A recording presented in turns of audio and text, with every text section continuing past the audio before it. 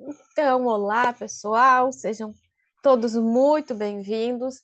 Vamos continuar aqui com o nosso Sistema Tributário Nacional e Atividade Empresarial. E hoje nós vamos falar um pouco sobre, claro, de início, o conceito de tributo, e em seguida vamos falar, entender um pouco o funcionamento da competência tributária, o que significa, como ocorre essa repartição de competência tributária. Mas isso, para a gente iniciar os nossos estudos, nós começamos entendendo um pouquinho sobre o que é esse sistema tributário nacional. A gente até viu uma ideia lá nas aulas iniciais, que é esse complexo, né, formado por tributos, pela legislação, pelos princípios, forma o nosso sistema tributário nacional. Falamos da sua estrutura. E aí, como principal objeto de estudo, nós temos o nosso tributo. E aí nós precisamos entender o conceito de tributo, porque é a partir desse conceito que se desenvolvem todos os demais dentro do direito tributário. O conceito de tributo ele não está na Constituição. Por mais que nós tenhamos a Constituição Federal como base para a matéria, para o nosso sistema tributário nacional, o conceito de tributo ele está previsto no CTN, no nosso Código Tributário Nacional, lá no artigo 3º. E aí a gente tem que conversar um pouquinho sobre esse conceito, porque ele traz alguns elementos que nós temos que prestar um pouquinho de atenção. Vamos ver, então, o que diz o artigo 3º do CTN.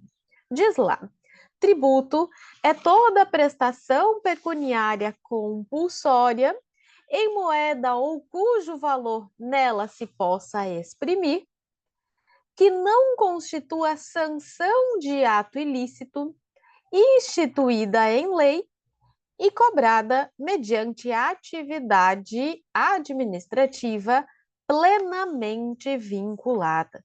Vejam, então, que nós temos aqui um conceito que a gente precisa um pouco de atenção, porque ele tem uma série de considerações dentro dele. Primeiro, nós vemos que o conceito traz que tributo é toda prestação. O que é uma prestação? É quando envolve ali uma relação contraprestacional, ou seja, eu tenho pessoas que possuem obrigações, e aí nós vamos ter o contribuinte com a obrigação de cumprir com a obrigação tributária, em regra, pagar o tributo, e nós vamos ter o Estado fiscalizador e que utiliza esse tributo para a realização de atividades de interesse da coletividade. Então, a gente fala assim que o tributo é uma prestação. Então, essa prestação. Mas não é qualquer prestação, é uma prestação pecuniária. O que quer dizer essa prestação pecuniária? Quando o artigo traz o termo pecuniária, ele vem de pecúnia, ou seja, de dinheiro. Então, é a obrigação de prestar dinheiro ao Estado. Então, é uma prestação pecuniária. Ele traz aqui em pecúnia, em dinheiro. Ou seja, eu não posso, pelo menos em regra, dentro aqui falando de tributação, em regra, eu não posso realizar o pagamento de tributo por meio de uma prestação de serviços ou por meio de produtos. Então, eu não posso, por exemplo, chegar, eu advogada, digamos ali, a pessoa, né, presta serviços advocatícios, deve IPTU, ela não pode simplesmente chegar no município e dizer o seguinte: olha, município, vamos trocar a minha dívida de IPTU pela prestação de serviços. Eu vou prestar serviços advocatícios para o município e o município vai abater essa prestação de serviços do valor do IPTU. Não tem essa possibilidade de pagamento que eles chamam in labore, com prestação de serviços. E também não existe o pagamento in natura, ou seja, quando utiliza você chega lá com, eu trouxe 2 sacos de feijão para pagar o IPTU. Também não existe essa possibilidade. O que nós temos aqui é pagamento em dinheiro. Se a gente for no artigo 162 do CTN, lá a gente vai encontrar que o pagamento pode ser efetuado de algumas formas. Então, vejam, a prestação é quando eu tenho uma relação em que as partes assumem uma, como eu vou dizer, eles assumem uma obrigação, certo? Uma parte tem a obrigação de fazer alguma coisa e a outra parte fazer outra coisa. É uma prestação. Eu tenho uma relação contraprestacional, uma relação obrigacional. Pecuniária, como vimos, em dinheiro. E aí, lá no 162, vai trazer que o pagamento será efetuado. E ele traz em moeda corrente, então já conhecemos, cheque ou vale postal. Hoje o cheque ele está bastante em desuso, mas ainda, perdão, ainda existe a utilização do cheque, então poderia fazer o pagamento com cheque, mas ele traz outras situações, traz lá no artigo 162 que pode ser pago com vale postal. Gente, isso não é mais utilizado, esse vale postal não temos mais. E aí ele continua. Os casos previstos em lei, em estampilha, em papel selado ou por processo mecânico. Estampilha, gente, se é uma forma obsoleta também, a gente não tem mais. O que era a estampilha? Era o selo. E antigamente existia essa possibilidade de utilização desse selo, né, chamado de estampilha, e você pagava o tributo com isso. Ou o papel selado. Então, o papel selado era aquele papel que já vinha com o selo. Então, antigamente se usava isso, hoje estão completamente obsoletos. Hoje se permite o pagamento, não em moeda corrente, não em dinheiro vivo, mas muitos entes públicos já aceitam pagamento com cartão de débito, com cartão de crédito.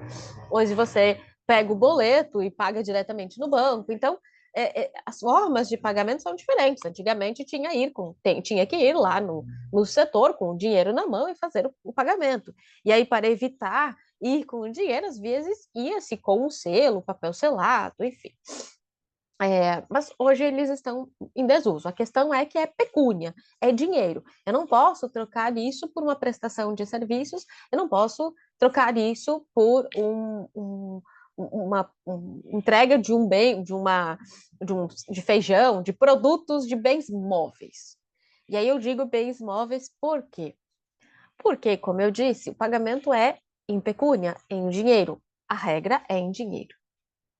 No entanto, nós tivemos é, uma alteração no CTN que estabeleceu a possibilidade de pagamento de tributo com dação em pagamento de bem imóvel, tá? Mas assim, é uma situação que foi incluída de forma excepcional, mas ela foi incluída lá no CTN, a gente, quando conversar sobre as formas de extinção do crédito tributário, uma delas é a dação em pagamento com bem imóvel. Então, o que seria isso?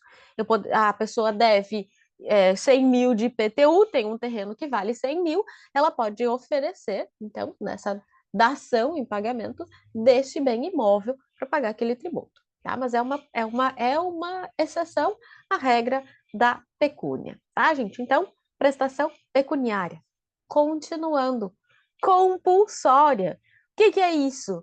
Ela é não contratual, ela é não voluntária. Você paga o tributo porque ele é obrigatório, não é facultativo. É uma prestação é uma prestação compulsória, pela decorrente ali desse poder de império do Estado em que ele pode impor determinadas situações diante do particular. E aí o tributo é uma forma que ele impõe essa necessidade de que as pessoas paguem para a manutenção do Estado, né? Então, aqui nós temos a coercibilidade, nós não temos autonomia de vontade. Não, porque se tivesse, muita gente não pagaria o tributo. Mas, efetivamente, a gente tem aqui uma prestação compulsória, o comportamento obrigatório de uma prestação em dinheiro. Então, não é uma prestação voluntária, certo? Tenho aqui prestação pecuniária compulsório. E aí ele repete aqui, ó, vejam, em moeda ou cujo valor nela se possa exprimir. Ele basicamente repete a questão da obrigação pecuniária. Em moeda, então em dinheiro, não tem como ser diferente, ou cujo valor nela se possa exprimir. Isso aqui os doutrinadores eles estão trazendo como se fossem as unidades que a gente pode se utilizar de forma a converter determinado valor, que seriam os índices, certo? A gente tem lá o FIR, a gente tem o PM, geralmente para municípios. Então, quando ele fala o cujo valor nela se possa exprimir, vem utilizando isso. Por quê? E lembrem que o CTN ele é de 1966, não existia real ainda.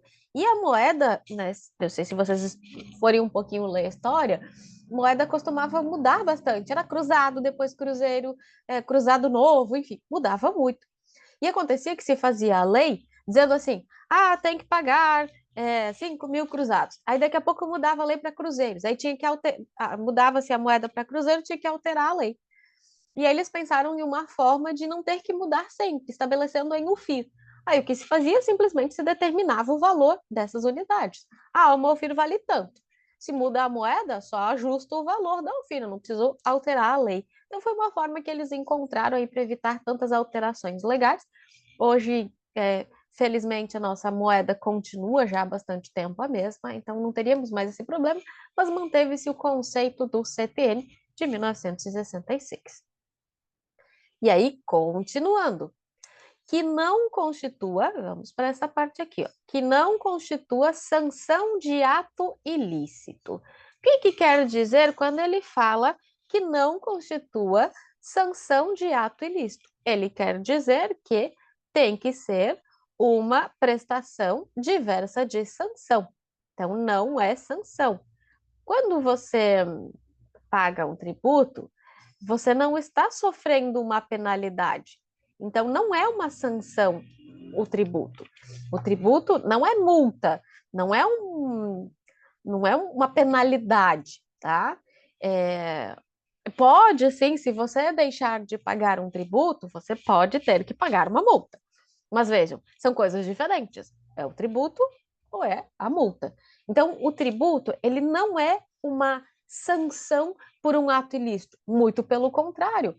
Quando a gente chega, quando a gente chega, é, quando a gente chega para o pagamento do tributo e vai verificar se deve ou não pagar tributo, geralmente eu tenho uma lei que vai me trazer uma conduta. E geralmente essa conduta é lícita. Vejam, eu encontro lá na lei que se auferir renda, tem que pagar imposto de renda. Auferir renda é uma conduta lícita. Vejam, não é uma sanção, não é um ilícito. Se eu comprar um imóvel em área urbana do município, terei que pagar IPTU. Se comprar um imóvel rural, terei que pagar ITR. Então, vejam, são condutas previstas em lei, condutas lícitas. Não é uma sanção de uma conduta ilícita. Agora sim, gente, existe uma questão aqui que é a possibilidade de tributar os frutos oriundos de condutas ilícitas.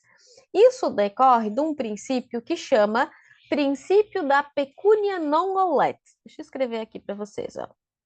Pecúnia non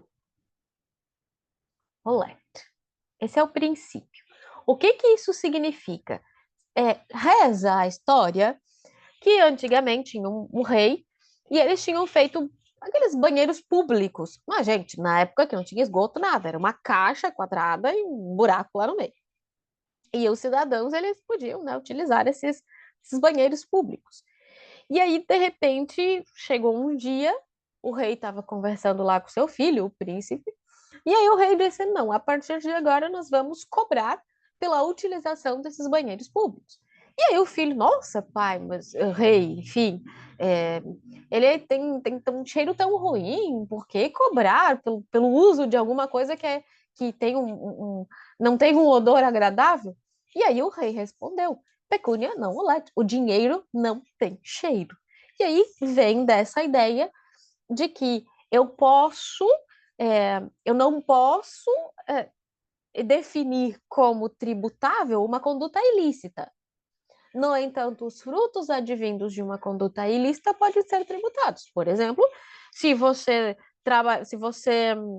trabalha com a venda de substâncias entorpecentes, é uma conduta ilícita. Eu não posso tributar esta conduta ilícita, ela é legal e você tem todas as sanções penais que podem ser aplicáveis. No entanto, a renda que você obteve dessa conduta ilícita é tributada. Você tem que declarar que reteve essa renda. Se você comprou uma casa advindo desta renda, você vai ter que pagar o IPTU, certo? E é uma coisa que essa questão de tributar, mesmo que a situação não seja regularizada, isso gera muita confusão nas pessoas. Eu escuto isso muito trabalhando na Câmara de Vereadores, que as pessoas chegam pedindo para regularizar um terreno, para querer um projeto de lei para regularizar, deles chegam, ou que levaram uma multa porque estão localizados em uma área irregular, e aí eles chegam na Câmara de Vereadores e dizem, nossa, olha, a prefeitura aqui me aplicou uma multa, mas eu pago o IPTU certinho. E aí até eu explicar para essas pessoas que uma coisa não tem nada a ver com a outra, demora um pouquinho. Gente, o tributo, ele independe da regularidade da situação. Ah, minha casa está construída num terreno irregular. Ok. O, quando você olha o fato gerador do IPTU, ele não diz proprietário de imóvel urbano regular. Não, ele não fala. É tipo área de manancial, tá numa área que não poderia. Ele declara, tem uma casa, construiu um imóvel? É proprietário desse imóvel? Sou. Pronto. Proprietário de imóvel urbano. Mas tem mais. O fato gerador é esse. É igual no ITBI. Há um tempo atrás, houve uma discussão aqui na Câmara de Vereadores, em outros municípios também teve essa discussão, tá, gente? É que eu vivi isso mais próximo aqui. O que aconteceu? O que acontece? Muitas vezes acontece que em relações de compra e venda, a ITBI incide sobre, né, uma das situações que incide ITBI é compra e venda, que é transferência onerosa de bem imóvel. E aí a pessoa vai lá, ela vendeu uma casa para o filho. Vamos supor, lá o pai vendeu uma casa para o filho. E aí o que acontece? Muitas vezes se declara que o valor da venda foi menor. Então, declarei que vendia 200 mil, mas a casa vale 400. E aí a pessoa chega no município, quando o município recebe essa declaração, ele pode, né, a gente vai ver ao longo das aulas, que ele pode arbitrar o valor. E aí o município vai lá e diz, não, a casa não vale 200, a casa vale 400, então o ITBI vai ser cobrado sobre os 400. E aí a pessoa chega, nossa, onde já se viu que ele diz que é 400, mas eu vendi por 200, tá na declaração 200, e daí de novo, gente, se a gente vai no CTN, tá escrito assim, fato gerador do ITBI, a transferência onerosa de bem imóvel, base de cálculo, valor venal do imóvel. O que é valor venal? É valor de mercado. Eu digo para eles, é escrito valor venal de mercado. Se eu quero que seja o valor declarado, eu tenho que alterar a minha base de cálculo e colocar lá valor declarado no contrato de compra e venda. Aí eu mudo o negócio. Porque a gente tem o princípio da legalidade. E o princípio da legalidade diz que eu tenho que observar a lei. O meu fato gerador é a transferência onerosa de bem imóvel e minha base de cálculo é valor venal. Essa discussão muito se deu por conta ali na época da pandemia, que os valores baixaram e teve muito problema. E aí eles ainda discutem que tem que ser o valor declarado no contrato. Ok? Então a gente pega e faz a alteração no CTN para dizer que a base de cálculo é o valor declarado no contrato, e aí o município não faz mais arbitramento nenhum. Mas só para mostrar para vocês que é, que independe da situação de regularidade daquilo, certo? Eu posso tributar, mesmo que aquela situação não esteja regular. Depois vai se acertar. certo? Depois vai, se não estou regular, recebi uma multa, você vai lá se acertar com o setor responsável pela regularização. Pode vender. Na verdade, você pode. O que vai acontecer se fizer venda de imóvel com um valor abaixo do mercado? Você tem que demonstrar, você tem que justificar. Porque quando chegar na prefeitura, o que ela vai fazer? Ela vai pegar valor de mercado. E aí você tem que entregar, você tem que justificar por que é aquele preço. Você pode levar orçamentos de imobiliárias, de construtoras, demonstrando que, por conta de uma situação específica, você baixou o valor. Então, você justifica para que o município entenda que aquele é o valor correto. Se você não justificar, eles sempre vão se valer, sempre vão utilizar como base o valor venal do imóvel. E aí as pessoas vão lá, justificam, mostram, demonstram, olha, eu estou precisando de receita, estou precisando de renda, por isso que estou vendendo abaixo do valor, mas é possível, porque nessa construtora aqui eles fazem negócios por tal valor, então você demonstra, através, né, de documentos, que você está vendendo por aquele valor específico. E aí tudo bem. Do contrário, vai chegar, eles vão utilizar o valor venal do imóvel. Ok? Então, sim, você pode justificar lá. É que realmente segue-se no direito tributário a legalidade. E aí se diz que é propriedade de bem imóvel urbano, eu tenho independente da regularidade, eu tenho o tributo. Então, que é essa ideia da pecúnia não ulete. Eu não defino como tributo, eu não tributo uma situação ilícita, mas os frutos oriundos dessa situação ilícita podem ser tributados.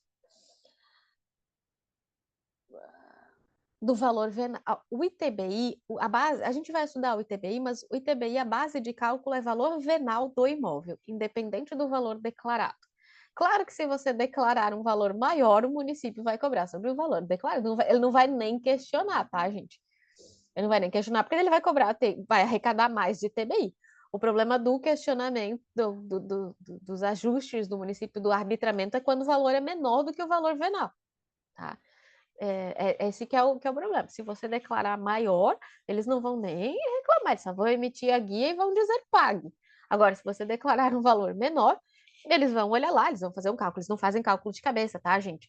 Geralmente lá no município, na Secretaria da Fazenda, eles têm mapas da cidade, o quanto vale o metro quadrado nos bairros. Então, eles têm uma noção de valor de mercado. Aí cabe a você dizer que aquele valor mudou, tá? Mas eles não fazem da cabeça deles. E se é. E aí a gente até, quando falar de TBI, a gente vai ver essas situações, se é financiado, daí não muda-se o valor, se você paga à vista, enfim. Às vezes você consegue vender acima do valor venal, é ótimo. É que assim, cuida um pouquinho, porque o valor venal do IPTU é diferente do valor venal do ITBI. Para os dois é o valor venal, a base de cálculo. Só que no IPTU se calcula o valor venal com base na planta genérica de valores, e geralmente ela está desatualizada. E aí o que acontece? Aí eu faço a venda do imóvel com base no que está lá na matrícula, que é o valor do IPTU, que é onde o município cobra IPTU. Só que no ITBI o município atualiza o valor e ele vai pelo valor venal real de mercado. Então, isso as pessoas também questionam. Mas não tinha que ser igual, porque a base de cálculo é a mesma? Por que que tem um valor venal para o IPTU e um valor venal para o ITBI? Isso, inclusive, já chegou no STJ, e o STJ diz que pode ser diferente. Por quê? Porque o IPTU ele é calculado com base na planta genérica de valores, que geralmente ela desatualiza, porque não tem como ficar ano após ano. Imagine uma cidade como São Paulo, quantos imóveis tem, não dá para ficar todo ano atualizando. Então, às vezes, no IPTU, o valor que você paga de IPTU ele é calculado sobre um valor bem menor do que vale o imóvel. Aí, quando você vai vender, como tem menos vendas do que a existência de imóveis, quando você vai vender, o município atualiza o valor. E aí ele pode. E aí as pessoas criticam. Mas tinha que ser o valor do IPTU. Aí o STJ, o Tribunal de Justiça de São Paulo, tem o entendimento de que tem que ser o mesmo. Mas o STJ ele entende que não, que o município, para o ITBI, ele pode atualizar o valor venal. Por isso que dá essa diferença, tá? E aí as pessoas reclamam, mas é por isso. É porque o valor venal para o IPTU é baseado na planta genérica de valores que não tem como atualizar. Via de regra, ele está desatualizado. Aqui, por exemplo, em Joinville, acho que faz uns 10 anos que não atualiza. No município vizinho aqui, Jaraguá, atualizou em 2022. Então, depende. Às vezes, o município, de tempos em tempos, ele atualiza. E daí ele diz que aumentou o IPTU, é porque atualizou a planta genérica de valores. Então, às vezes acontece isso, e aí por isso a diferença entre os dois. Mas a gente vai ver isso bem certinho quando a gente falar de cada um deles. Queria comentar com vocês que eu não tenho uma tributação sobre uma conduta ilícita, mas os frutos desta conduta ilícita podem ser tributados. Ficou entendido? Continuando, então. Isso, é verdade, né? Todo ano pagar o valor do ITBI ficaria caro, por isso que geralmente o IPTU ele tem um valor mais baixo, porque eu não consigo ficar mantendo o valor dos imóveis atualizados, realmente. Ele sai bem, imagina todo ano, né? Então, às vezes, tem que dar tem que ajudar a gente também, né? Bom, vamos lá. Continuando, instituída em lei, então vejam, tributo instituído em lei. Tem que haver uma previsão legal, nosso princípio da legalidade. Ah, professora, sempre vai ser instituído em lei? Via de regra, sim. A instituição de tributo vai ser instituída em lei, ou medida provisória, a gente viu que, exceto nas situações de lei complementar, que eu não posso utilizar medida provisória, nos demais casos eu posso utilizar a medida provisória. Então, mas instituída em lei, princípio da legalidade. E, por fim, cobrada mediante atividade administrativa plenamente vinculada. Essa atividade administrativa plenamente vinculada tem um nome, que chama de lançamento. Lançamento. Ok? Essa é a atividade administrativa. Tem um procedimento descrito em lei, a administração tem que seguir o que diz este procedimento, que diz esta lei. Então, ela não pode, hoje eu acordei e vou fazer de uma forma, amanhã eu vou fazer diferente. Não. Ela existe um procedimento e quando fala plenamente vinculada, lembrem lá do direito administrativo que quando eu tenho um ato vinculado, é aquele que a lei define o caminho e não deixa possibilidade, margem de escolha, uma liberdade de escolha para o administrador. Ele segue exatamente o que está disciplinado em lei. Então, quando diz aqui, cobrada mediante atividade administrativa plenamente vinculada, é porque o administrador deve seguir exatamente o que está disciplinado em lei. E aí nós temos o nosso conceito, né? Tributo é toda prestação pecuniária compulsória em moeda ou cujo valor nela se possa exprimir, que não constitua sanção de ato ilícito, instituída em lei e cobrada mediante atividade administrativa plenamente vinculada. Sabendo então o que é o tributo, nós temos que entender que tributo é gênero. E deste gênero tributo, eu tenho algumas espécies. Na definição das espécies, nós temos algumas correntes. A primeira corrente, que é a dualista ou bipartida, ela é pouco utilizada. Que eles dividem, né, em duas possibilidades. Teríamos os tributos vinculados ou os tributos não vinculados. Os vinculados seriam as taxas e as contribuições de melhoria, e os não vinculados seriam os impostos. Ela é pouco utilizada. A grande discussão fica entre a segunda e a terceira corrente. Por quê? Lá no CTN, artigo 5º do CTN, nós encontramos a corrente tripartida. Por quê? Porque para o CTN existem 3 espécies de tributo. Quais seriam eles? Os impostos, as taxas e as contribuições de melhoria. Então, 1, 2, 3. 3 espécies tributárias. Então, no CTN, nós vamos encontrar 3 espécies tributárias.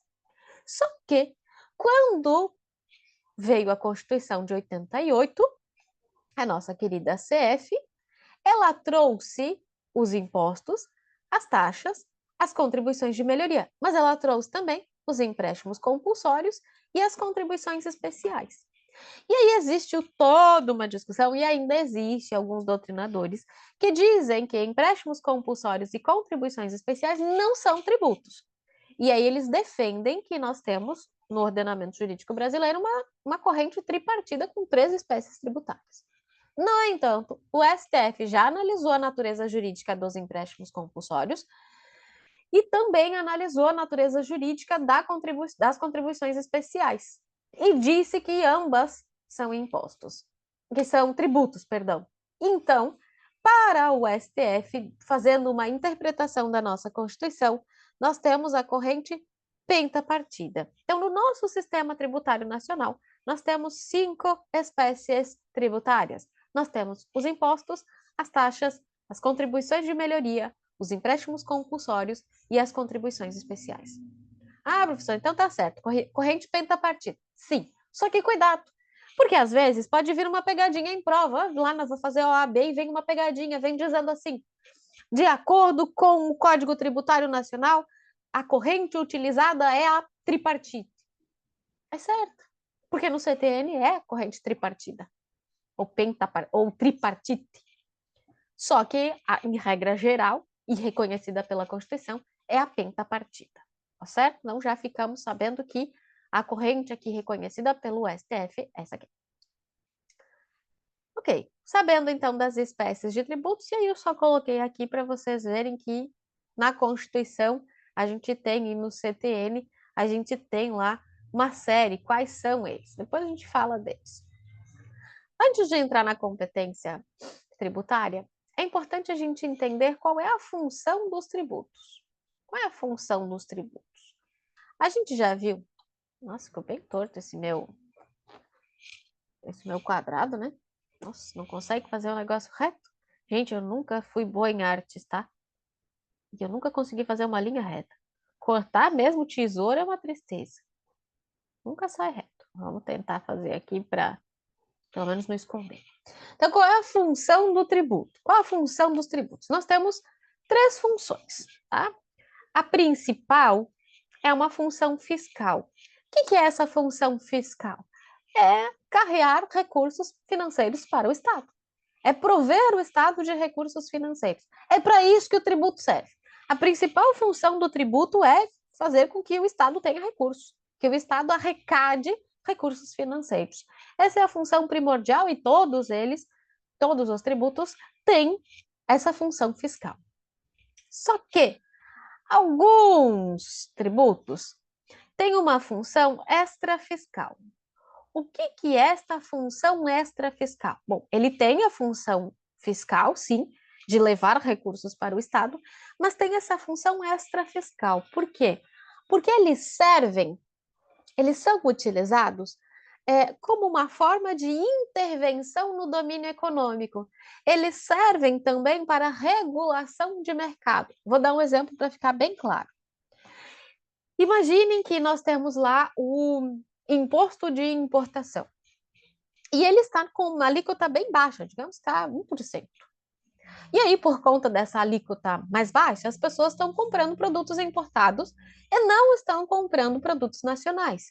E aí, de certa forma, o mercado nacional está começando a entrar em uma crise, já que as pessoas todas preferem comprar fora e não compram no mercado nacional. E aí a União, né, percebendo essa situação, ela, opa, precisamos fazer alguma coisa. Como que a gente pode reverter essa situação e fazer com que as pessoas voltem a comprar no mercado nacional?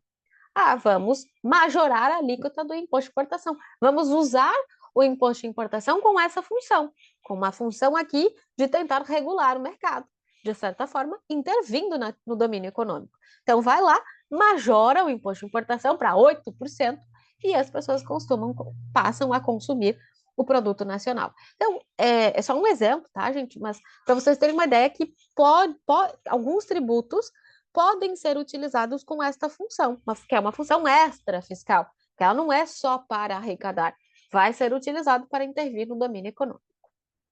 E, por fim, nós temos uma terceira função, que é uma função parafiscal. É quando o Estado ele pode delegar uma função para alguma das funções ali de arrecadar, fiscalizar para pessoa diferente do Estado. Então, ele delega lá para algum setor para que possa arrecadar estes tributos. Por exemplo, quando nós temos ali o sistema S, Senai, Senac, enfim, em que eles recolhem as contribuições das empresas, da indústria, do comércio, enfim, eles recolhem essas contribuições são tributos, então ele está sendo utilizado para uma finalidade diferente da de levar recursos para o Estado, então uma função extra fiscal, ok? Então essas são as nossas funções em relação aos tributos. Pois bem, entendida essa parte das funções, nós vamos ver, então, quem institui esses tributos. Vejam que a Constituição, gente, ela não traz o conceito de tributo, ela não cria e ela não institui tributo. Ela não institui. O que ela faz? Ela define a competência. Ela diz, para a instituição do IPTU, caberá ao município. A instituição do imposto de renda caberá à União. Ela diz de quem é a competência para cada um dos tributos. Criar e instituir efetivamente, cada ente competente deverá fazê-lo. E aí nós entramos, então, quem é o ente competente? Aqui, gente, deixa eu ver se eu... Nós temos, vou fazer aqui embaixo, nós temos uma divisão, tá? Nós temos a competência tributária,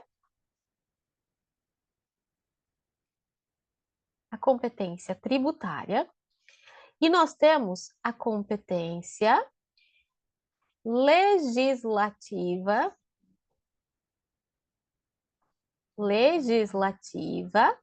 tributária. Eu não posso confundir uma e outra, tá?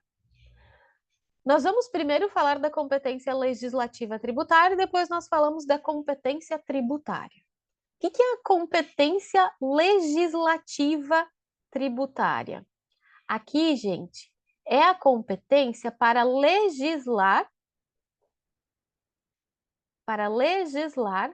sobre matéria tributária. Legislar sobre matéria tributária. Tentando fazer minha letra não ficar torta, mas tá difícil. Tributária. E aí, sabendo que eu tenho uma competência legislativa, que é uma competência para legislar sobre matéria tributária, quem pode legislar sobre matéria tributária? Esta regra vai estar no artigo 24 da Constituição Federal. Então, lá no artigo 24 da Constituição Federal, é onde nós vamos encontrar a competência para legislar sobre matéria tributária. E o artigo 24, acho que eu não coloquei aqui no material de vocês, né? Não. Tá, mas de certa forma a gente tem aqui. O que é a competência para legislar e como é que ela funciona? Bom, é a que vai definir as regras gerais em matéria tributária. De acordo com o artigo 24, vou tentar colocar aqui em resumo, depois vocês abram a Constituição e leiam o que diz o artigo 24. O artigo 24 vai falar, então, da competência legislativa em matéria tributária, e dele vai dizer lá, compete à União editar normas gerais sobre matéria tributária. Então, lá no artigo 24, no inciso 1, dos parágrafos 1º ao parágrafo 4º, vai dizer, então, vai começar. Quem compete legislar, estabelecer normas gerais. Então, estabelecer normas gerais sobre direito tributário compete a quem? Compete à União. Isso tudo está lá no 24. Aí ele continua, tá bom. E a quem compete suplementar as normas gerais da União? Os estados, municípios, né? Alguém pode se a União editou essa norma geral, eles podem, de certa forma, suplementar, complementar, fazer uma lei própria ajustando essa norma geral? Pode. Então, lá nós vamos ter que existe uma competência suplementar das normas gerais. Então, quem pode suplementar as normas gerais da União mediante lei própria? Aí nós vamos ter lá, opa, os estados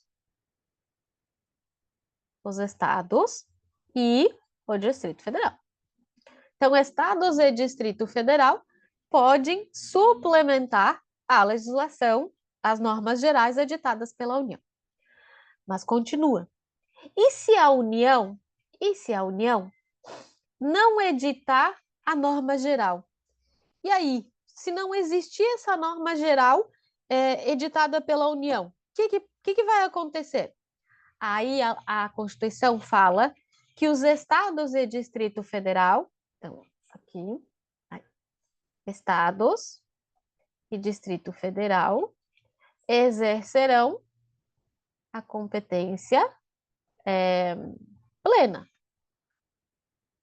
Ou seja, eles poderão editar as normas gerais, tá? Então, vejam que se a União tem a competência para legislar sobre normas gerais. Então, a União compete estabelecer normas gerais. E aos estados e Distrito Federal cabe suplementar as normas gerais estabelecidas pela União. Se a União não estabelecer as normas gerais, estados e Distrito Federal exercerão a competência legislativa plena, ou seja, eles poderão legislar, eles poderão criar as normas gerais. Um exemplo disso é a regra do IPVA. A União não criou a regra geral, e aí os estados e Distrito Federal criaram as suas normas gerais sobre IPVA. E aí, no final, ele finaliza assim. Ele finaliza aqui, dizendo assim, tá, aí a União não fez, os estados e Distrito foram lá e Distrito Federal foram lá e fizeram. Mas agora sobreveio lei federal. Então, se sobrevier lei federal, o que acontece com as leis estaduais? O que acontece? Serão revogadas? E aí, gente? Serão o quê? Será que a lei federal revoga as leis estaduais? Assim, pelo entendimento que eu tô tendo, se a competência é da União e, excepcionalmente, os estados e distritos podem fazer, caso a União não faça, os estados e distritos fizeram, mas aí a União legislou sobre o assunto. Então vai revogar a lei anterior. Porque privativamente, né, de modo Seria a inicial, competência dela. compete à União. Isso. Isso. Tá. Só que olha só. A gente só tem que Penso cuidar. assim, no caso. A gente só tem que cuidar com os termos. Lá quando vocês começaram o curso do direito, o que vocês aprenderam lá no comecinho? Que eu tenho uma lei, como que essa lei se extingue? Quando outra lei vem e faz o quê? Revoga, né? Sim. Beleza. A minha pergunta para vocês é: pode uma lei federal, lá do Congresso Nacional, revogar uma lei que foi feita pelo Estado, diz que foi feita pela Assembleia Legislativa do Estado de São Paulo? Pode? O Congresso decidir que essa lei que foi feita pelo Estado de São Paulo está revogada? Se tratar da mesma matéria, vai ser difícil manter a do estado de São Paulo, né? Ok, Não eu sei. não vou manter, mas eu não revogo. Gente, Estado faz, Estado revoga. Município faz, município revoga. União faz, União revoga. Eu não posso não posso ter, não tenho, não posso permitir essa confusão de poderes. Eu não posso, o Estado de São Paulo, revogar uma lei que foi feita pelo município de São Paulo. Professora, mas se elas forem contrárias, aí o que eu faço, gente? Se a competência é do Estado, o município legislou, O Estado não vai revogar essa lei. O Estado se vai entrar com uma ADI, né, uma ação direta de inconstitucionalidade, para o judiciário dizer que ela é inconstitucional e suspender a eficácia. Mas enquanto não entra, nesse caso aqui, gente, do item 4 aqui, se sobrevier esta lei federal, sabendo que a competência é da União e é ela que legisla, no que for contrário dos estados, as leis estaduais e do Distrito Federal, elas ficam suspensas. Por quê? Porque eu não posso Ah, revogar, entendeu? Essa é a diferença. entendi. Então, se o Estado fez a lei, a União não pode vir aqui mudar a lei ou revogar essa lei do Estado. O mecanismo correto, e vocês aprendem em direito constitucional, é entrar com a ação de inconstitucionalidade. Mas ela não pode, Congresso Nacional não pode se reunir e discutir a lei X do Estado de São Paulo. Eles não podem fazer isso, porque a Constituição deu autonomia para cada um, e cada um legisla dentro da sua competência. Um não pode ficar discutindo competência do outro. Ah, e a União tinha que ter feito isso, eu não tenho. Uma coisa que a gente costuma achar, mas a União, o federal é maior, então ele manda no estadual. Não, a gente não tem hierarquia. Lembra lá na Constituição, são autônomos. Eles não têm soberania, eles não são independentes, mas são autônomos. Então, cada um age dentro da sua autonomia, dentro da sua competência. A União tem que fazer a norma geral. Ela não fez. O Estado e o Distrito Federal, então, foi lá e fez. Aí depois veio essa lei da União, que era inicialmente de competência dela, e tem situações que conflitam. O que acontece com essa lei estadual? No que ela conflita com a lei federal, ela fica suspensa. Ela fica suspensa. Mas aí a Assembleia tem que ir lá e revogar ela. Aí sim ela some, aí ela é revogada. Mas eu tenho que fazer uma lei revogando. Uma lei federal não revoga uma lei estadual. Cuidado com isso, tá, gente? Então, cuida, porque lá no inciso 4 ele fala: a eficácia da lei estadual ficará suspensa no que for contrário, tá? Então, se no caso sobrevier, aqui no item 4, sobrevier lei federal sobre normas gerais, será suspensa a eficácia da lei estadual ou do Distrito Federal naquilo que lhe for contrário, tá? É suspensão e não revogação, porque eu não tenho hierarquia entre Estado, município, Distrito Federal e União, tá, gente? O que eu tenho é definição de competência. Cada um legisla dentro da sua competência. Por isso, muitas vezes, vocês vão ver um município quer fazer o município quer legislar sobre trânsito. Só trazendo um exemplo aqui de uma matéria. A Constituição diz que legislar sobre trânsito é de competência privativa da União. Então, o município não pode legislar sobre trânsito. Mas normas de interesse local. Essa é de competência do município. Aí é o município que legisla. Então, eu sempre cuido de quem é a competência. Por isso que às vezes a gente tem, passou a lei municipal e foi declarada inconstitucional. Por quê? Porque não era competência do município, era competência da União ou era competência do Estado. Ok? Ficou entendido essa. Sim. Isso. Se você pensar assim, a União não fez, o Estado não quer fazer, não tem problema nenhum. A União não vai lá dizer para ele, faz, o Estado faz. Não. Cada um cuida do seu, tá? Então, só lembra então do artigo 24. Para legislar sobre matéria tributária, competência da União para editar normas gerais, essa é a regra, e Estados e Distrito Federal suplementam a legislação federal. Se a União não editar normas gerais, Estados e Distrito Federal exercem competência legislativa plena e podem editar as normas gerais. Se depois sobrevier lei federal com normas gerais, a eficácia das leis estaduais ou do Distrito Federal ficam suspensas. Entendido? Bonitinho? Então tá. Isso em relação à competência para legislar sobre matéria tributária. E aí, está inclusive previsto no artigo 6º do CTN.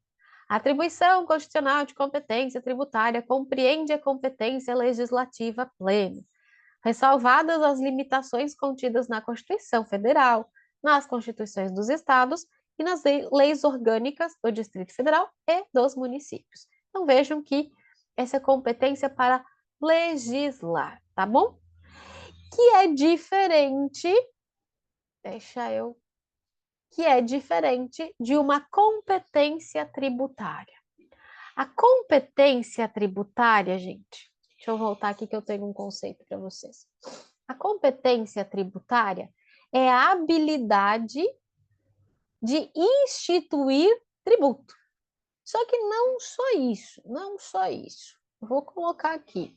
A competência tributária, não estou falando de legislar, competência tributária. O que qual é a competência do quê? Instituir,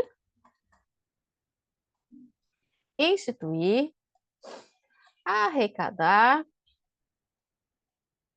arrecadar, fiscalizar,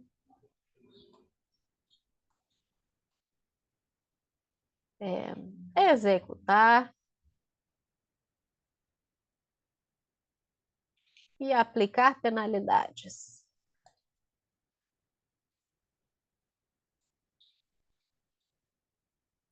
Isso aqui é competência tributária, tá? A competência tributária envolve tudo isso, tá, gente? Tudo isso é competência tributária. O ente, ele pode fazer tudo. Ele pode instituir tributo, ele pode arrecadar, ele pode fiscalizar, ele pode executar as medidas judiciais cabíveis, ele pode aplicar penalidade se não cumprida a obrigação. Então, envolve todas essas atribuições. Isso é competência tributária, ok? Por que eu estou falando isso? Depois eu volto aqui, tá, gente? Eu vou passar um pouquinho para frente. Por que eu estou falando que a competência é tudo isso? Porque o artigo 7º, ele vem e fala isso daqui. A competência tributária é indelegável. O que é competência tributária? Instituir, arrecadar,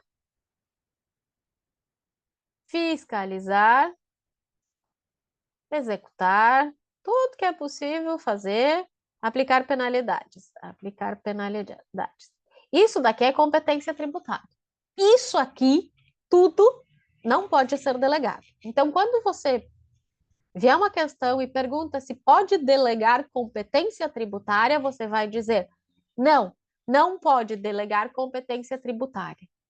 Só que o artigo ele traz um salvo. O que é esse salvo? Ele diz que eu não posso delegar a competência tributária, salvo. Então, o que eu posso delegar? Eu posso delegar isso daqui. Isso daqui eu posso delegar. Então, eu não posso delegar a competência. Por quê? Porque a competência envolve a instituição. E a instituição não pode ser delegada. Então, competência eu não delego. Mas eu delego a atribuição de arrecadar, fiscalizar, executar leis e aplicar penalidades. Isso aqui eu posso delegar. Tá, mas como que chama essa atribuição que pode ser delegada? Ela chama de capacidade, capacidade tributária, capacidade tributária ativa. Então, eu não delego competência, porque competência envolve instituir e instituição de tributo eu não delego. Eu tenho que seguir o que a Constituição fala, eu não posso mudar se não mudar a Constituição. Então, eu não posso delegar para outro ente diferente daquele que a Constituição falou. Então, se a Constituição falou que é de competência, que o IPTU é de competência do município, o município não pode dizer, Estado, vai lá, institui. Instituição privada, vem aqui instituir IPTU. Não pode. Então, a instituição, ela não é delegável. Como ela faz parte da competência tributária, eu digo que a competência tributária é indelegável. Mas eu posso delegar as outras funções. E aí, a essas atribuições, eu dou o nome de capacidade tributária ativa. Ficou entendido? Então, o que eu delego? Eu delego a arrecadação, a fiscalização, a execução, a aplicação de pena. Isso eu delego. E aí, a essa delegação, a essas funções, a delegação dessas funções, eu chamo de capacidade tributária ativa. E aí, para quem que eu posso delegar esta capacidade tributária ativa? Olha só, ela vai de uma pessoa jurídica de direito público a outra. Tá, me ajudem ali. Quem são as pessoas jurídicas de direito público? Vocês aprenderam em direito administrativo. Quem são as pessoas jurídicas de direito público? Ah, professora, os estados federados. Ah, boa.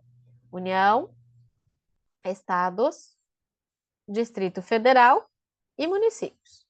Estes entes federados. Mas eu tenho mais alguém que é pessoa jurídica de direito público? Tenho, professora. Eu aprendi lá que as autarquias são pessoas jurídicas de direito público. Autarquias. E eu aprendi que as fundações públicas de direito público, porque a gente tem as de direito privado, né? Então, as fundações públicas de direito público são pessoas públicas. Então, de acordo com o artigo 7º caput, eu posso delegar capacidade tributária ativa de um ente desses para um ente desses. Entre eles, pode haver delegação de capacidade tributária ativa. E aqui um exemplo, os conselhos profissionais. Os conselhos profissionais. Esquece a OAB, tá? A OAB não entra aqui. Profissionais. Vou ter aqui o CRM, CRO. Eles cobram o quê? Eles cobram a anuidade. A anuidade, gente, é uma contribuição profissional, é tributo. Só que quem institui a contribuição? A União, porque é a competência da União instituir. A União poderia instituir a contribuição e ela mesma poderia cobrar, fiscalizar a contribuição. Só que, para que a autarquia possa funcionar, o que, que ela faz? Ela delega essas funções para um conselho profissional. Aí o CRM faz o quê? Tem lá o valor que foi instituído pela União por lei, e aí ele fiscaliza, os médicos lá têm que pagar essa contribuição profissional, paga para o CRM fiscaliza, o CRM executa, ele arrecada, aplica as penalidades, se o médico não paga, inscreve em dívida ativa, entra com execução fiscal. Então, eu deleguei, a União delegou para essa autarquia a capacidade tributária ativa, que a regra delega de uma pessoa jurídica de direito público a outra. Tem exceção? Uma. Tem uma exceção aqui. A exceção, gente, é o chamado Sistema S.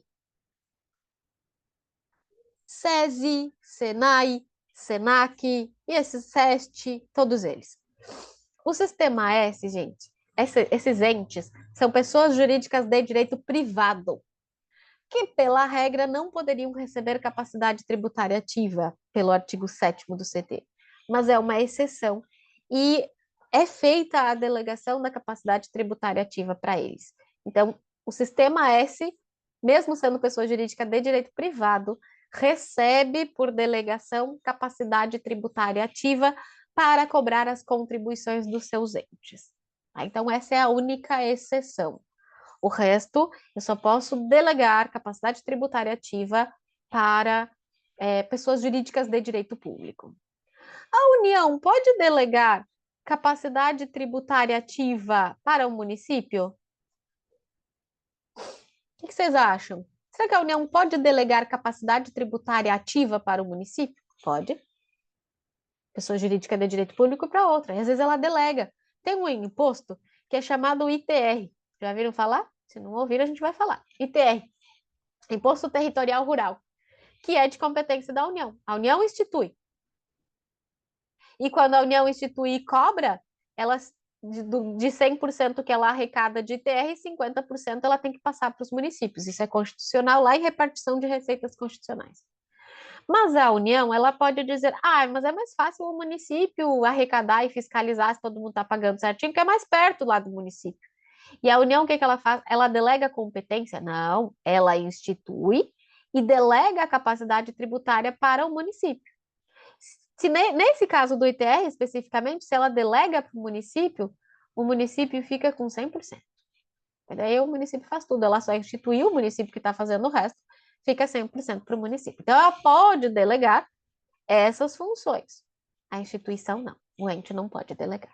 Então, competência tributária é indelegável. E vejam, parágrafo 1º continua. A atribuição, ou seja, a delegação da capacidade tributária ativa, compreende garantias e privilégios processuais. Então, vai ter os privilégios processuais do ente delegante. A atribuição pode ser revogada a qualquer tempo. Ah, município, agora eu não quero mais que você recolha. Revogou. E por fim, gente, isso daqui é interessante, ó. Não constitui delegação de competência, que seria aqui capacidade, né? Capacidade ativa, capacidade. O cometimento a pessoas de direito privado do encargo da função de arrecadar. O que seria isso daqui? É quando você imprime o seu boleto lá do IPVA, você imprimiu o boleto e você vai no Banco do Brasil pagar.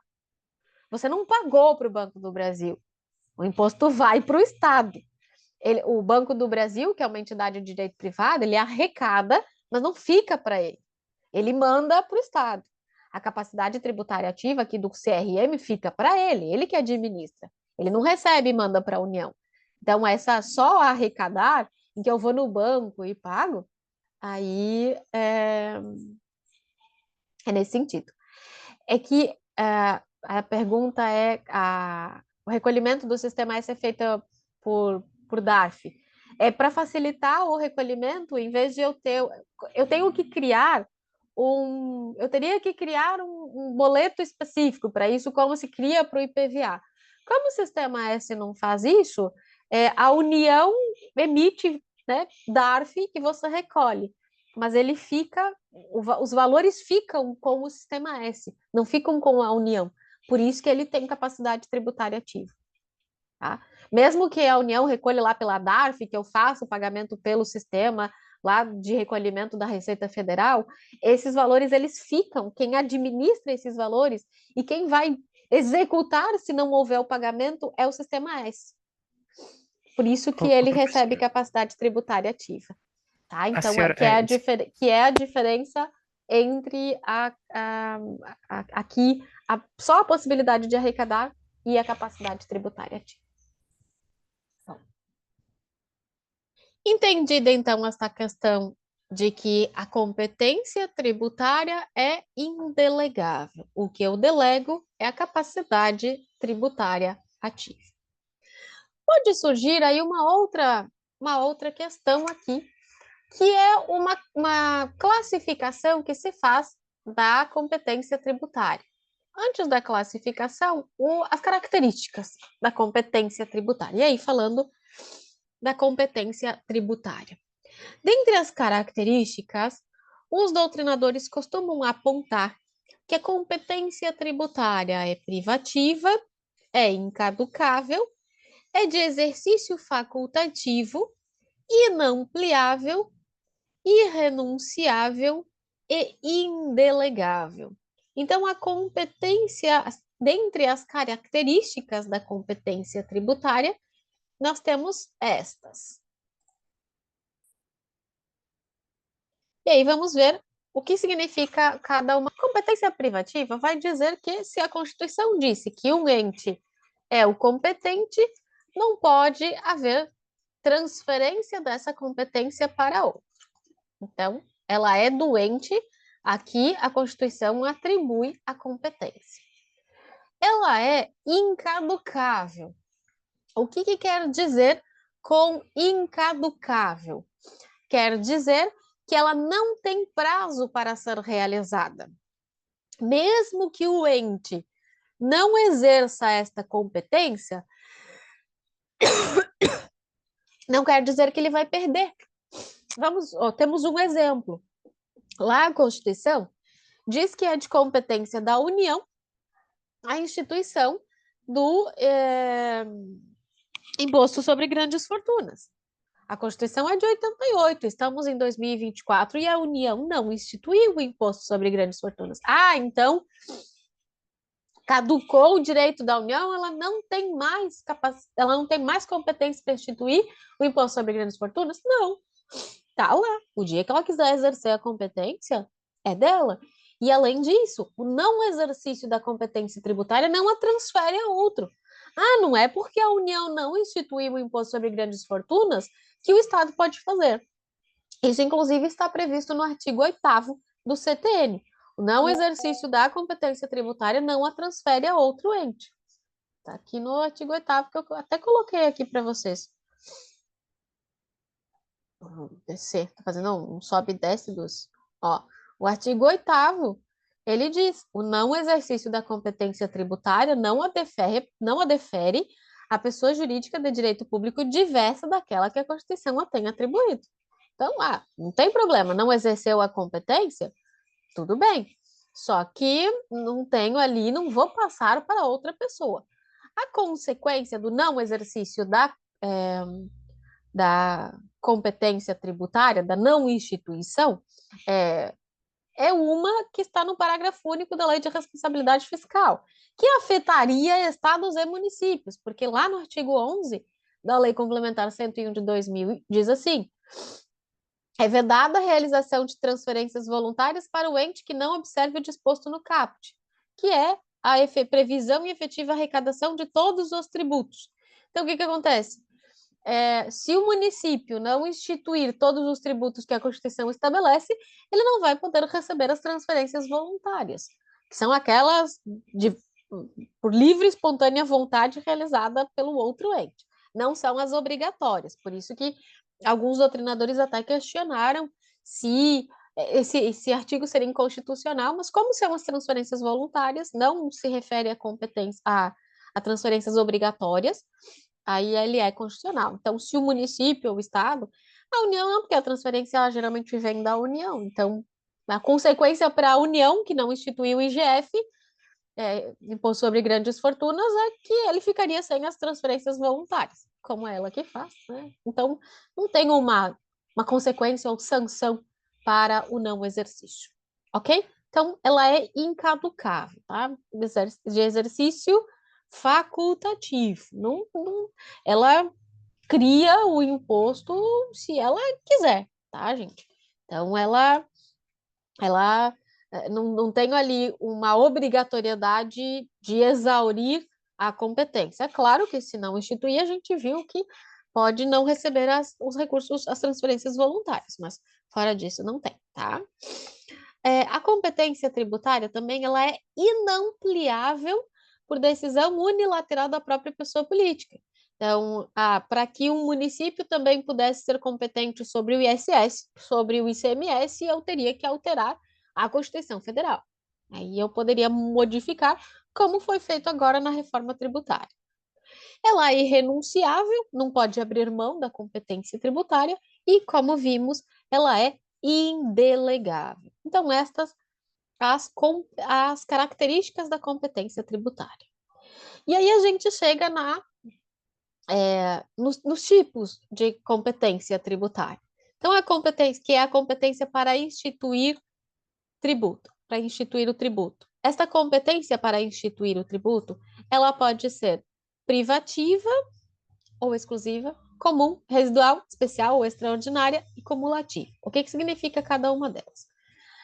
Isso aqui, gente, é o seguinte: quando vocês estudam direito constitucional, vocês aprendem a diferença entre competência privativa e competência exclusiva. E lá vocês aprendem que a competência exclusiva é não delegável,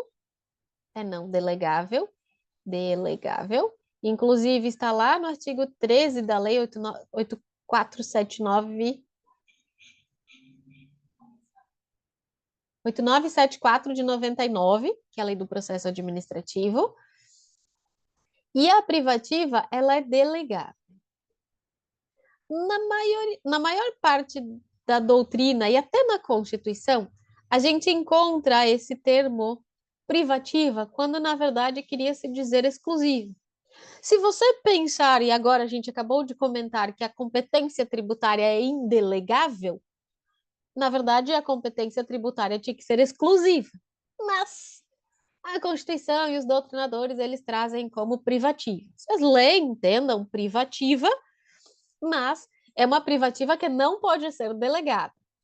E a competência privativa, ela se refere aos impostos, tá?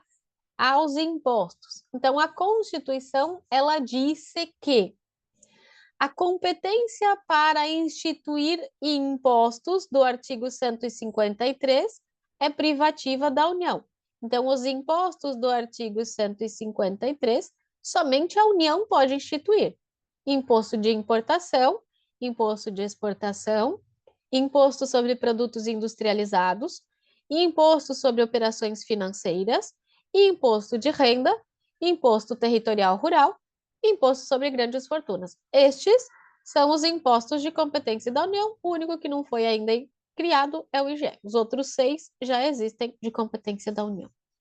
A Constituição vem e diz que é competência dos estados e Distrito Federal, conforme o artigo 155, a instituição do ICMS, Imposto sobre Circulação de Mercadorias, o ITCMD ou ITCD, que é o Imposto de Transmissão Causa Mortes Doação, e o IPVA, Imposto de Propriedade de Veículo Automotor. Então, esses 3 de competência dos estados e os municípios compete, conforme o artigo 156, instituir o IPTU, Imposto sobre Propriedade Territorial Urbana, o ITBI, Imposto sobre Transferência de Bens Imóveis, e o ISS, Imposto sobre Serviços. Então, quer dizer que é privativa, ou seja, município não pode instituir IPVA, Estado não pode instituir Imposto de Renda, União não pode instituir IPTU. Cada um é competente sobre estes impostos. Competência privativa. Além da competência privativa, a gente tem a competência tributária residual. O que é a competência tributária residual? Lá no artigo 154, inciso 1 da Constituição, existe a previsão que somente a União e somente ela, então competência residual, só ela, e residual, gente, é no que sobrar, tá? Essa é a ideia mesmo. E aí diz, somente a União poderá instituir mediante lei complementar, então para competência residual é lei complementar, impostos não previstos no artigo anterior. Fora desses aqui, gente, fora desses, se imaginem que queira se criar um imposto sobre o IEA, Imposto sobre Embarcações e Aeronaves. Quem que poderia criar este imposto? Aqui, a União, na competência residual. Então, por lei complementar, ela poderia criar este imposto não previsto no artigo anterior. Claro, não pode ser cumulativo e não pode ter fato gerador ou base de cálculo dos outros. Então, tem que criar um diferente. Daqui seria sobre embarcações e aeronaves, o valor seria o valor da embarcação ou da aeronave, enfim, poderia criar dentro da competência residual. Isso é competência residual. Ela vale tanto para impostos, mas também em relação às contribuições. Lá no artigo 196, parágrafo 4, 95, parágrafo 4 da Constituição Federal. Então, lá tem a previsão também da possibilidade de criar das contribuições sociais residuais. Essa é a competência residual. A competência cumulativa é porque ela acumula a competência de 2 entes. Nós temos 2 situações aqui, a União e o Distrito Federal. O Distrito Federal, gente, por que ele tem competência cumulativa? Porque ele institui os tributos de competência do Estado e de competência dos municípios. Então, ele institui os 2. Então, é competência cumulativa. E a União tem competência cumulativa porque, se forem criados, hoje não existem, mas se forem criados territórios, a União vai cobrar os impostos federais, estaduais e, se os territórios não forem divididos em municípios, os impostos municipais. Então, ela pode cumular a competência sobre todos os impostos nos territórios. Se eles forem divididos em municípios, aí a União ficaria com federal e estadual. Se não for dividido em município, ela cobraria todos. Tá? Então, ela teria uma competência cumulativa. A competência especial é a competência que a União possui de instituir os empréstimos compulsórios, e o empréstimo compulsório é por lei complementar, e as contribuições especiais. E as contribuições especiais do 149 da Constituição. Então, quem tem competência especial? Somente a União. para empréstimo compulsório e contribuições especiais. E a competência extraordinária? O que é a competência extraordinária? De novo, a União para instituir o imposto extraordinário de guerra. Então, a União poderia, em caso de guerra externa, instituir a imposto extraordinário de guerra. Então, ela tem a competência extraordinária. Isso, então, é o que nós temos em relação à competência tributária. Exclusiva, privativa, comum. A gente tem a competência comum. Esqueci de comentar aqui. Competência comum. Ops, aqui. A competência comum. O que é a competência comum? Todos os entes podem instituir. E aí ela se refere às taxas. Todos os entes podem instituir taxas e a contribuição de melhoria. Contribuição de melhoria. Então, competência comum quer dizer que todos os entes podem instituir dentro de sua competência, claro. Então, se o município prestar um serviço, ele institui a taxa da prestação daquele serviço. Se foi o município que fez uma obra pública, é o município que vai instituir a contribuição de melhoria. Se for o Estado, vai ser o Estado. Se for a União, vai ser a União. Então, a competência comum quer dizer que qualquer deles, dentro da sua esfera de atuação, pode instituir taxas e contribuições de melhoria. Então, competência privativa em relação aos impostos, a comum, taxas e contribuições de melhoria, a extraordinária para os impostos, para o imposto extraordinário de guerra, a especial, a União, para instituir empréstimos compulsórios e contribuições sociais, e a residual, a União instituir impostos ou contribuições sociais residuais. Ok? E é isso, então, que nós temos em relação à nossa competência tributária. Tem um resuminho aqui no fim, e com isso nós encerramos competência tributária.